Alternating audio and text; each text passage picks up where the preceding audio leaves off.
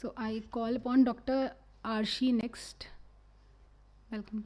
She'll be presenting on ostium evaluation after non-endoscopic endonasal DCR with and without mitomycin. Can I have the slides, please? Good evening, everyone. So we'll be discussing the ostium evaluation after non-endoscopic endonasal dacrocystorhinostomy. The credit goes to my guides, Dr. Surya Sanatrat and Dr. Sameer Mohapatra at LV Prasad Eye Institute, Pattaya.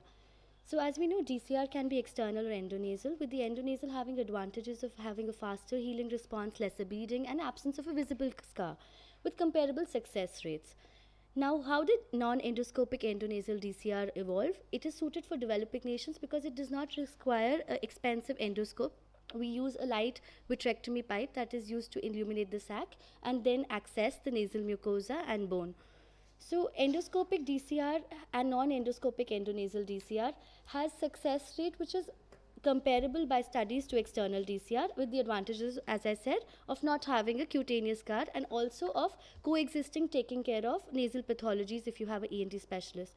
Now, on osteal examination, post DCR, the surgical ostium that we create undergoes shrinkage. Studies have shown that it usually heals by 4 weeks and shows minimal shrinkage thereafter, but it may undergo closure due to abnormal healing responses, formation of synechia, or granulation tissue. This is the most common cause of surgical failure. And because of this, the patterns of failure was identified. So during NE and DCR, people have studied that there are 5 patterns of failure. You can have progressive cicatricial closure of the ostium, formation of adhesions between the middle turbinate and the ostium, or synechia between the ostium and the nasal septum, or granulomas within the ostium. So mitomycin C was used as an antifibrotic, which has been also used in multiple other surgeries like glaucoma filtering procedures, refractive surgeries, to increase the success rate. And meta-analysis have shown that the increased success rate has been seen with the use of MMC and also decrease of osteal shrinkage. So we studied the literature and studied about ostium size and shrinkage, and we found that most, as I said, majority of the shrinkage occurs by 4 weeks, and MMC causes a higher osteal size. However, there was no literature about NENTCR, which is something that is actually suited to developing nations. So we decided to look at the ostiums post NENTCR to compare the ostium sizes in patients after NENTCR with or without mitomycin at 3 months, and to estimate the shrinkage at 6 months follow-up. It was a cross-sectional study at LV Prasad Eye Institute, Bhubaneswar, conducted over 2 years, and the sample size was 80 patients. We included adult patients with PANDO, primary acquired NLDO, who underwent successful NENTCR with or without mitomycin, and excluded patients with revision DCR, trauma, patients with anemia, or significant nasal pathology, or allergic to medication, which would preclude the examination. The ostium was examined using a topical anesthetic, which was instilled in the nasal cavity.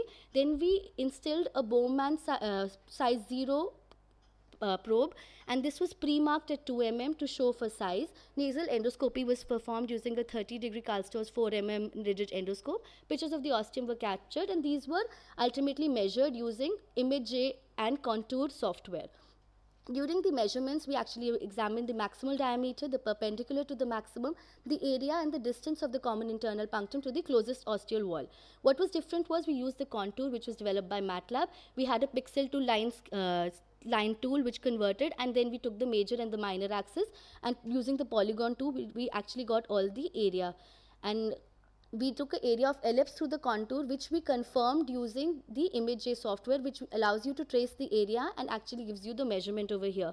So we had taken 122 patients initially, out of which, because of poor osteal image quality, 40 were excluded. There were a total of 80 patients, out of which 53 had undergone surgery with mitomycin and 27 without mitomycin. And all of these were comparable in age and gender and laterality. However, what we found was that the ostium parameters were maximally 7.26 in the MMC group and 6.2 in the non-MMC group, and the area showed a difference. However, we did not achieve statistical significance because of our small sample size. The DCR ostium parameters that you can see over these in the graph, they're actually comparable, but the outliers are more in the upward direction for the MMC use. So we thought that if we were to increase the sample size, we would actually get more number of cases with significance. Over 6 months, what we saw was there was attrition, but in the MMC group, there was a median increase in the area that was seen. Total 6 patients in the MMC group showed an increase of area. This might be because of the delayed healing response, initial tissue edema, or bogginess. This has not been previously described. However, interval was change was seen was only over 3 months. Complication was seen in both the groups, in the MMC and the non-MMC group, with the granulomas being present and few SINGH, and they were comparable in both the groups. The limitation of our study was that there could be some inaccuracy in measurement due to parallax, and attrition was seen, and there was a small sample size. Also, we had multiple surgeons operating. So mitomycin C has been shown to have larger ostia, but might not necessarily have that in any DCR, but we need a larger sample size to confirm the findings. And there's a food for thought because the healing response was delayed, and we saw that edema was persisting at 3 months as well, and there was expansion of ostium seen in our series. So that was something that was very interesting, and that is something that we can explore upon in the future. Thank you so much for your patient listening.